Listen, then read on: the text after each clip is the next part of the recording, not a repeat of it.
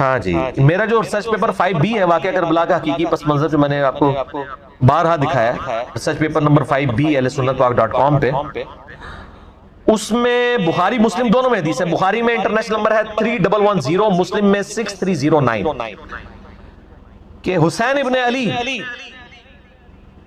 کے جو بیٹے ہیں امام سجاد زین العابدین علی ابن حسین المتوفى 95 ہجری، علی ابن حسین، حضرت حسین کے 3 بیٹوں کا نام علی ہے، علی اکبر، علی اصغر اور علی اوسط. یہ ہم کہتے ہیں درمیان والا علی، بڑے والا علی، چھوٹے والا. بڑے والے علی کو تو سارے علی اکبر کہتے ہیں، چھوٹے والے کو علی اصغر کہتے ہیں، وہ درمیان والا جو ہے نا وہ امام زین العابدین ہے، علی اوسط، علی ابن حسین بن علی علیہم السلام. اور امام بخاری نے باقاعدہ جو ہے وہ ان کو علیہم السلام لکھا ہے. صحیح بخاری میں 7465 نمبر حدیث ہے، جس میں امام زین العابدین، امام حسین اور امام علی تینوں کو علیہم السلام لکھا ہے امام بخاری. خیر علیہ السلام پہ میرا کلپ یوٹیوب پہ دیکھ لیں. بخاری میں 3110، مسلم میں 6309. امام زین العابدین کہتے ہیں کہ جب میں اپنے والد صحیح حسین ابن علی کی شہادت کے بعد یزید ابن معاویہ کے دربار سے واپس آیا، یہاں پہ ہے مقتل حسین سے جب واپس آئے. یہ کہتے ہیں واقعہ کربلا تو وہی کوئی نہیں ہے، بخاری مسلم میں موجود ہے حضرت حسین کے قتل کا بیان، اس میں مقتل حسین کا ذکر ہے.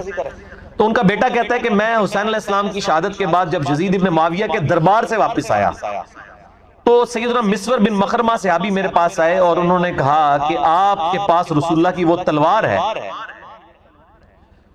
جو سیدنا علی کو ملی، پھر حضرت حسن کو ملی، پھر حضرت حسین کو ملی. حسین علیہ السلام کی شہادت کے بعد حضرت حسین ابن علی امام سجاد کے پاس، وہ تلوار آپ مجھے عنایت فرما دیں کیونکہ مجھے ڈر ہے کہ یہ قوم آپ سے چھین نہ لے. اور قوم کون؟ بریلوی دیوبندی اہل حدیث، آل امیہ، وہ آپ سے چھین نہ لے. اس تلوار کو کہیں آپ سے چھین نہ لے، جب تک میری جان میں جان ہے اللہ کی قسم میں اس کی حفاظت کرتا رہوں گا.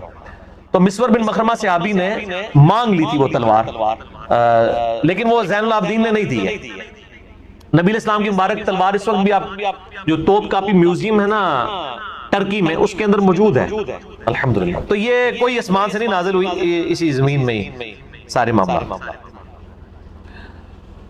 آپ کے بقول سیدنا عمر رضی اللہ تعالیٰ عنہ نے سیدنا علی کو 6 رکنی کمیٹی میں داخل کیا جس کے ذریعے خلیفہ ثالث کو چنا گیا، جبکہ اہل تشیع اس معاملے میں سیدنا عمر کے اس اقدام کو بدنیتی قرار دیتے ہیں نعوذ باللہ.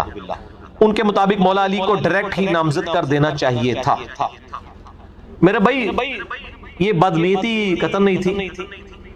صحیح بخاری میں موجود ہے کہ میں نے ریسرچ پیپر جو واقعہ کربلا والا ہے نا، واقعہ کربلا کا حقیقی پس منظر 72 صحیح الاسناد حدیث کی روشنی میں، جس میں 200 روایتیں اکثر بخاری اور مسلم سے ہیں، اس میں بھی میں نے یہ حدیث ڈالی ہوئی ہے. بخاری میں ہے 3700 اور ایک اس کا طریق بخاری میں ہے 7207 جس میں حضرت عثمان کس طرح منتخب ہوئے وہ ڈیٹیل موجود ہے. یہ ذرا دکھا دیں جی دوبارہ ان کو واقعہ کربلا والا سچ پیپر. یہ عربی میں بھی ہے، اردو میں بھی ہے، ہندی میں بھی ہے اور انگلش کے اندر بھی ہے، انشاءاللہ فارسی میں بھی آ جائے گا. فری ڈاؤن لوڈ کر سکتے ہیں اور اگر ڈاک کے ذریعے منگوانا ہے عثمان بھائی کو کال کریں 032159000162، فری آ جائے گا آپ کے گھر. اس میں موجود ہے بخاری میں 3700 اور 7207 یہ 6 رکنی کمیٹی جو سیدنا عمر نے وفات کے دنوں میں بنائی. ایک طریق میں آتا ہے کہ انہوں نے نام لیا علی، عثمان، طلحہ، زبیر، عبد الرحمن بن عوف اور سعد ابن ابی وقاص. 6 ایک میں حضرت علی کا نام پہلے ہے، ایک میں حضرت عثمان کا نام پہلے ہے. 6 رکنی کمیٹی بنائی. اس سے پہلے جو آپ اس پوری ڈیٹیل حدیث کو پڑھیں تو عبداللہ بن عمر کہتے ہیں کہ لوگوں نے حضرت عثمان سے کہا اپنا خلیفہ نامزد کریں حضرت عمر سے. حضرت عمر نے کہا اگر میں خلیفہ نامزد کرتا ہوں تو میں اس شخص کی سنت پہ عمل کرتا ہوں جو مجھ سے بہتر ہے، یعنی سیدنا ابو بکر، اور میں اگر خلیفہ نامزد نہیں کرتا تو میں اس شخص کی سنت پہ عمل کرتا ہوں جو ہم سب سے بہتر ہے، یعنی نبی صلی اللہ علیہ وآلہ وسلم. تو عبداللہ بن عمر کہتے ہیں جب یہ بات حضرت عمر نے کی تھا تو میں سمجھ گیا کہ اب وہ اپنا خلیفہ کسی کو نامزد نہیں کریں گے، کیونکہ حضرت عمر کوشش کرتے تھے کہ وہ نبی کے طریقے کے اوپر چلیں۔ ویسے حضرت ابوبکر نے بھی کوئی دھونس نہیں کی تھی، صحابہ سے مشورہ لیا تھا، لیکن وہ ذرا ڈیفرنٹ تھا، یعنی نامزد کیا اور ظاہر ہے کہ حضرت عمر کے لیول کا کوئی بندہ نہیں تھا، سب نے ایکسیپٹ کر لیا۔ لیکن حضرت عمر اس سے بھی ایک سٹیپ آگے گئے، انہوں نے نامزد بھی نہیں کیا کسی کو، اور کہا کہ 6 رکنی کمیٹی بنا رہا ہوں، اور اس میں الفاظ ہے کہ یہ وہ 6 بندے ہیں جن سے نبی علیہ السلام وفات تک راضی رہے۔ ٹھیک ہے، تو اس لیے ووٹنگ کی ضرورت نہیں تھی، جب نبی انڈورس کرتے پھر ووٹنگ کی ضرورت نہیں رہتی، اور وہ اشرم وشرہ والے تھے 6 کا، علی، عثمان، طلحہ، زبیر، عبد الرحمن بن عوف اور سعد ابن ابی وقاص۔ اور بخاری کے الفاظ ہے کہ سعد ابن ابی وقاص کو جو میں نے پرشین امپائر کی گورنری سے معزول کیا تھا نا، اس معزولی کو اس کے خلاف دلیل نہ لینا کہ جی اس نے عثمان حضرت عمر نے لا دیتا سی اینو نہیں سی خلیفہ چننا، ٹھیک ہے، وہ تو حضرت عمر 4 سال سے زیادہ کسی کو رہنے نہیں دیتے تھے گورنر، تاکہ وہ پارٹی نہ بنا لے اپنی۔ وہ تو حضرت معاویہ رضی اللہ تعالیٰ کی لاٹری نکل آئی کہ وہ 4 سال پورے ہی نہیں ہوئے، حضرت عمر شہید ہو گئے، ورنہ وہ بھی وہاں سے گورنری سے ہٹ جاتے۔ تو حضرت عمر ہر 4 سال کے بعد گورنر چینج کر دیتے تھے تاکہ وہ پارٹی بازی نہ کر لیں خلیفہ کے خلاف۔ تو اس میں ویسے میرا کلپ ہے، لوگوں نے حضرت عمر پہ تان کیا تھا نا کہ معاویہ کو انہوں نے بنایا رضی اللہ تعالیٰ عنہ، تو میں نے کہا کہ وہ کچھ اور ہی معاملہ تھا، آپ جا کے لکھیں کہ حضرت معاویہ کو حضرت عمر نے گورنر بنایا تھا رضی اللہ تعالیٰ عنہ، رضی اللہ عنہ مجمعین۔ تو ابن عمر کہتے ہیں کہ میں نے سمجھ لیا کہ نبی علیہ السلام کا طریقہ اڈاپٹ کریں گے، اور وہی ہوا، انہوں نے 6 رکنی کمیٹی۔ اس کے بعد اپنے بیٹے عبداللہ بن عمر کو کہا کہ اما عائشہ کے پاس جاؤ، ان سے کہنا کہ عمر بن خطاب عرض کرتا ہے، امیر المومنین نہ کہنا، I am no more امیر المومنین، کہیں میرے اس امیر کے حکم اولي الامر منکم کے تحت، یعنی اس کو حکم نہ امیر المومنین کا مان کے اما عائشہ مجبور ہو جائے، ان سے کہو کہ عمر اپنے 2 ساتھیوں کے ساتھ دفن ہونا چاہتا۔ اما عائشہ نے کہا رضی اللہ تعالیٰ عنہ، میں نے یہ جگہ اپنے لیے رکھی تھی لیکن آج عمر کو میں اپنے پہ ترجیح دوں۔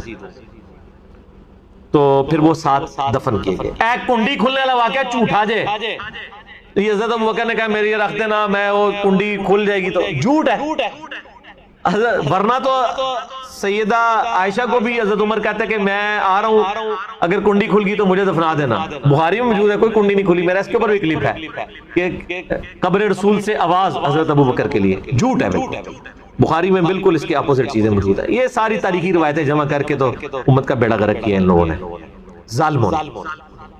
تو سیدنا عمر فاروق رضی اللہ تعالیٰ عنہ نے 6 رکنی کمیٹی بنائی، وہ کوئی بدنیت نہیں تھے، بیسیکلی حضرت عمر چاہتے تھے کہ مسلمان کنسنسس کے ساتھ 6 رکنی کمیٹی میں سے کسی کو چن لیں۔ باقی میں آپ کو بتاؤں، حضرت عمر نے خواب بھی دیکھا تھا، وہ بھی میں نے ریسرچ پیپر میں ڈالا ہوا ہے، وہ حدیث ہے صحیح مسلم میں 1258۔ حضرت عمر کہتے ہیں میں نے خواب دیکھا ہے کہ آج ایک مرغے نے خواب میں مجھے ٹھونگے ماری ہیں، اور میں نے اس کی تعبیر یہی کی ہے کہ مجھے قتل کر دیا جائے گا، اور اگر میں قتل ہو جاؤں تو ان 6 بندوں کے علاوہ کسی کو خلافت کے معاملے میں شامل نہ کرنا جن سے نبی علیہ السلام وفات تک راضی رہے، یعنی ان کی نسبت نبی کی نسبت تھی۔ اس کا مطلب ہے کچھ ایسے بھی تھے جن سے حضور وفات کے ناراض تھے، اور پھر اس میں حضرت عمر کے بڑے سخت الفاظ ہیں،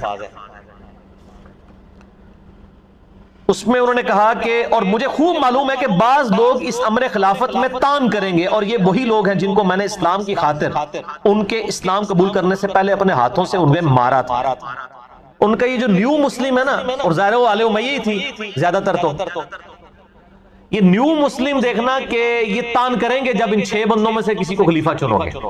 اور دیکھ لیں حضرت علی کے خلاف پھر کھڑے ہوئے نا وہ، حضرت عمر نے کہا کہ، اور اس کے آگے پھر بڑے سخت الفاظ ہیں، میں یعنی وہ حضرت عمر کے ریفرنس سے بیان کرتا ہوں۔ حضرت عمر کہتے ہیں میں نے ان کو اپنے ہاتھوں سے مارا کیا ہوا ہے، اور فتح مکہ پہ معافی مانگ کے مسلمان ہوئے، پس اگر یہ لوگ ایسا کریں یعنی خلافت میں تان کریں تو جان لینا کہ وہ اللہ کے دشمن، کافر اور گمراہ ہیں۔ اتنا ڈاڈا فتویٰ۔ باقی میں ڈیٹیل دیکھ لیں خلافت راشدہ کے 30 سال، مسئلہ 162A اور B، 162A نہج البلاغہ شیعہ کی کتاب سے، اور 162B جو ہے وہ اہل سنت کی کتابوں سے میں نے 30 سال خلافت راشدہ الحمدللہ ثابت کیے۔ تو حضرت عمر کوئی بد نیت نہیں تھی، اور میں آپ کو بتاتا ہوں رومن اور پرشین امپائر جب گری تو ظاہر حضرت عمر وہاں کے دوروں کے لیے گئے، انٹرنیشنل دوروں کے اوپر، حضرت علی کو اپنی جگہ خلیفہ بنا کے گئے۔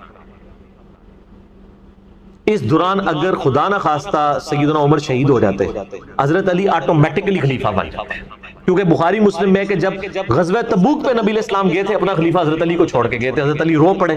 یہ پہلا اور آخری موقع تھا کہ حضرت علی کسی جنگ میں ساتھ چھوڑتے نہیں تھے حضور کا۔ یہاں پہ حضور صلی اللہ علیہ وسلم نے پھر ان کی دل جوئی کی، فرمایا علی تو اس سے راضی نہیں ہے کہ تیرے میرے ساتھ وہی نسبت ہے جو ہارون کی موسیٰ کے ساتھ، مگر میرے بعد کوئی نبی نہیں۔ بہت بڑی دلیل ہے سیدنا علی کی شان کے اوپر، یعنی نبی صلی اللہ علیہ وسلم کی سب سے زیادہ قریبی آپ کے لیے سپورٹیو شخصیت حضرت علی کی تھی، کیونکہ حضرت موسیٰ کے لیے سب سے زیادہ سپورٹیو کون سی تھی؟ ہارون علیہ السلام۔ یہ تسلی تھی۔ تو اسی سنت پہ عمل کرتے ہوئے حضرت عمر بھی جب فارن ٹورز پہ جاتے تھے، حضرت علی کو اپنا خلیفہ بنا کے مدینے میں جاتے۔ چیف جسٹس تو پہلے ہی بنایا ہوا تھا، اور آپ کو پتا چیف جسٹس کا ہوتا تو مسکراہٹ ہی کافی ہے۔ آج بھی چیف جسٹس آپ سنبھالے جا رہے، اس زمانے میں چیف جسٹس کا ہوتا کس لیول کا ہوگا؟ وہ حضرت علی سے۔ رومن امپائر گری، ابو دردہ کو چیف جسٹس لگایا وہاں پہ، اصحاب صفا غریب صحابی۔ پرشین امپائر گری، عبداللہ ابن مسعود غریب صحابی، اس کو چیف جسٹس لگایا۔ سب سے بڑی پوسٹ چیف جسٹس کی ہوتی تھی خلفائے راشدین کے زمانے میں، اور وہ سارے وہ اصحاب تھے جو تقوی، پرہیزگاری اور علم میں ٹاپ آف لسٹ ہوتے تھے۔ ابو دردہ غریب آدمی، اصحاب صفا، ابن مسعود غریب آدمی، اصحاب صفا، اور حضرت علی تو ویسے درویش آدمی۔ ٹھیک ہے، تو یہ تین چیف جسٹس تھے حضرت عمر کے زمانے میں۔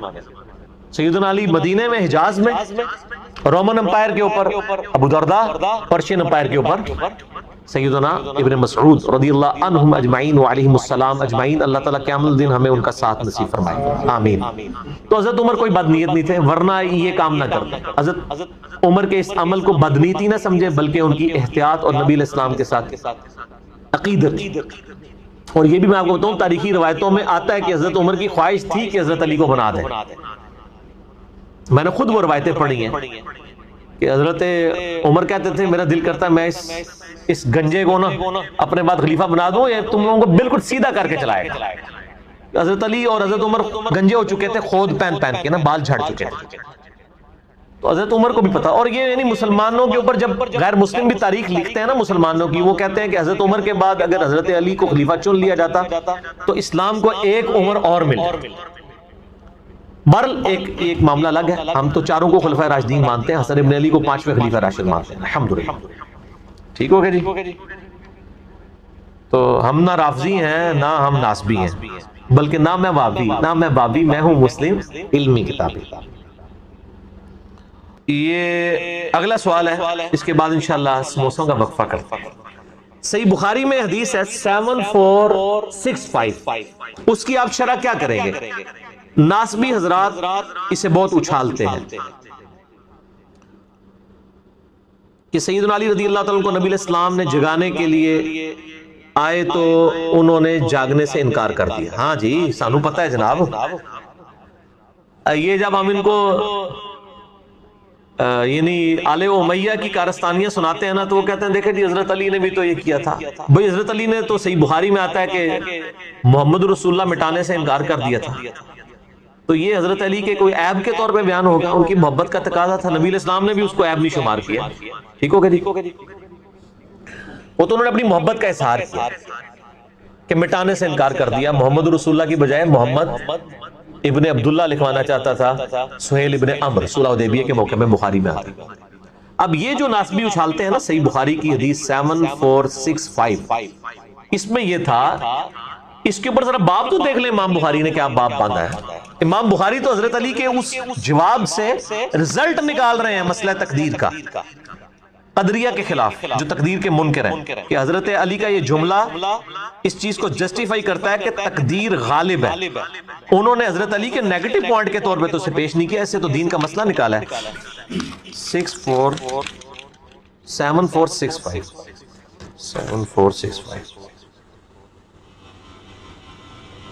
ہاں جی،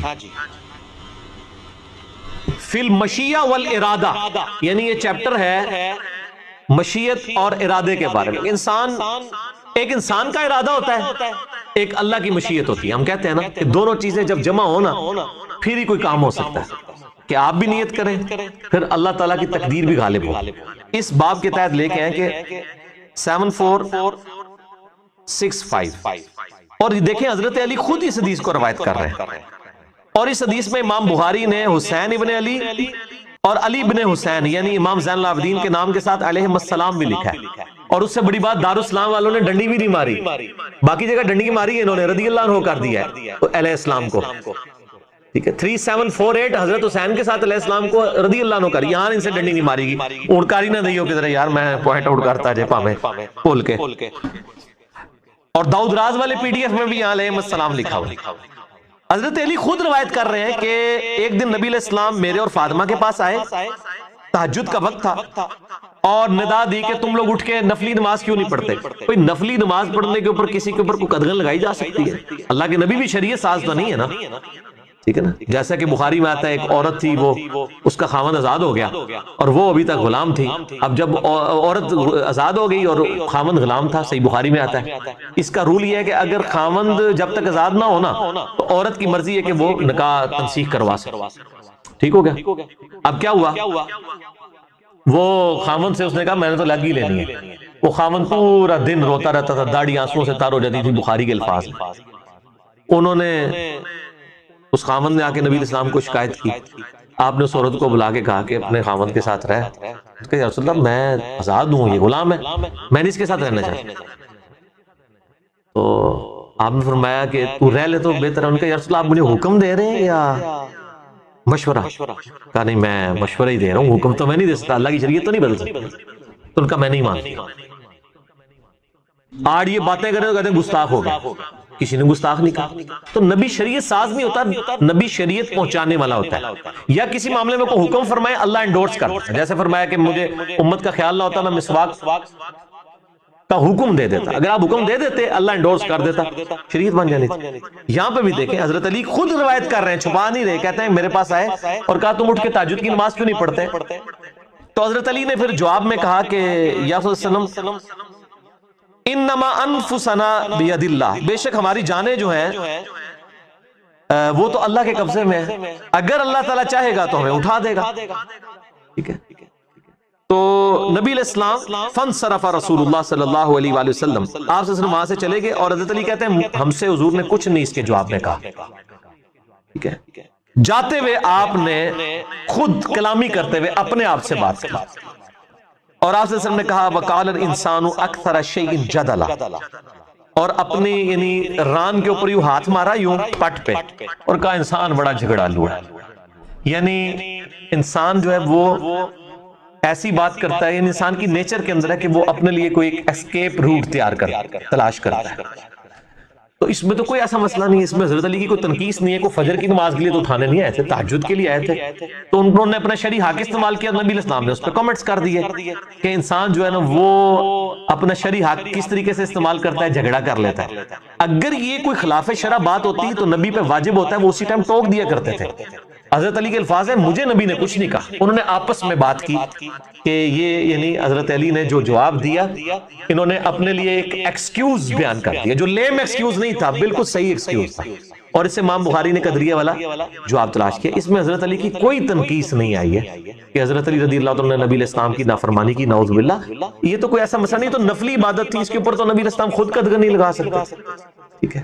اور جہاں قدغن لگانی ہوتی تھی وہاں پر سخت الفاظ میں ہوتی تھی، جیسا کہ بخاری مسلم میں آتا ہے کہ نبی علیہ السلام کو پتہ چلا کہ ابو جہل کی بیٹی کے ساتھ حضرت علی نکاح کرنے لگے ہیں، تو آپ نے فرمایا کہ اللہ کی نبی کی بیٹی اور دشمن کی بیٹی ایک جگہ جمع نہیں ہو سکتی۔ حالانکہ حضرت علی کہہ سکتے تھے یا رسول اللہ علیہ وسلم اللہ نے 4 شادیوں کی اجازت دی ہوئی ہے، لیکن ان کو پتا تھا نہیں میرا عام سٹیٹس نہیں ہے، میں داماد رسول ہوں اور آل رسول مجھ سے چلنی ہے۔ اور پھر آپ نے فرمایا کہ علی جس نے فاطمہ کو تکلیف دی، فاطمہ میرے جگر کا ٹکڑا ہے، جس نے اسے تکلیف دی اس نے مجھے تکلیف دی، ٹھیک ہے نا جی؟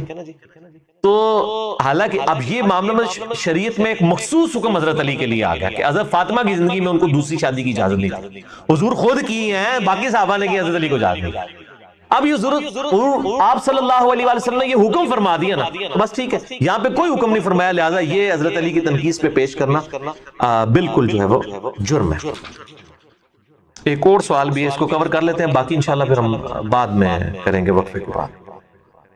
بعض ناسبی اہل حدیث، یعنی اہل حدیث کے اندر جو ناسبی ہیں، ان کا کہنے کا مطلب یہ ہے، اہل حدیث کو نہیں کہہ رہے، صحیح مسلم میں 4577 نمبر حدیث پیش کرتے ہیں کہ عباس بن عبد المطلب نے سیدنا علی رضی اللہ تعالیٰ عنہ کو گالیاں دی، اور اس سے وہ آل امیہ کا سیدنا علی پر ممبروں پر سب و شتم کرنے کا دفاع کرتے ہیں۔ واہ، ہم تو کہتے ہیں انہوں نے بھی گالیاں دی تو غلط کیا، اور آل امیہ نے بھی کیا غلط کیا، دفاع کیوں کرتے ہیں اسے؟ چنگی عقل ماری ہوئی ہے۔ صحیح بخاری مسلم کی حدیث ہے، میری بیٹی فاطمہ بھی چوری کرے اس کے بھی ہاتھ کٹیں گے۔ تو بھائی عباس ابن عبد المطلب نے اگر حضرت علی کو گالیاں دی تو انہوں نے بھی غلط کیا، اور بعد میں اگر حضرت معاویہ رضی اللہ عنہ کے دور میں اور آل امیہ کے دور میں جو بخاری مسلم سے میں نے کئی احادیث جو ہیں واقعہ کربلا والے ریسرچ پیپر میں لکھی، ممبروں پہ حضرت علی پہ سب و شتم ہوا تو وہ بھی غلط ہے۔ نبی علیہ السلام نے تو یہ کرائٹیریا دیا ہے، غلط کرے کوئی بھی وہ غلط ہے، تو دفاع تو ہوتا نہیں ہے۔ باقی وہ اس سے یہ لیتے ہیں کہ جی آل امیہ نے بدعت نہیں ایجاد کی حضرت علی کو برا کہنے کی، یہ عباس نے بدعت نعوذ باللہ ایجاد کی۔ اب دیکھیں لوگ یہ سمجھتے ہیں لوگ گھاس کھاتے ہیں، یہ ایک واقعہ تھا، ایک واقعہ۔ کیا عباس ابن عبد المطلب روزانہ ممبر پہ چڑھتے تھے اور حضرت علی کو کہتے تھے کہ تو بڑا دغا باز ہے، تو بڑا گناہگار ہے، تو بڑا فراڈی ہے، نعوذ باللہ؟ وہ ایک واقعہ تھا۔ اور کون حضرت عباس کون ہے آپ کو پتہ ہے؟ حضرت علی کے چچا ہیں، اور صحیح مسلم میں آپ نے یہ حدیث پیش کی، میں مسلم سے ہی آپ کو جواب دیتا ہوں، مسلم میں حدیث ہے 2277، مشکات میں مشکات والے چیپٹر میں مل جائے گی۔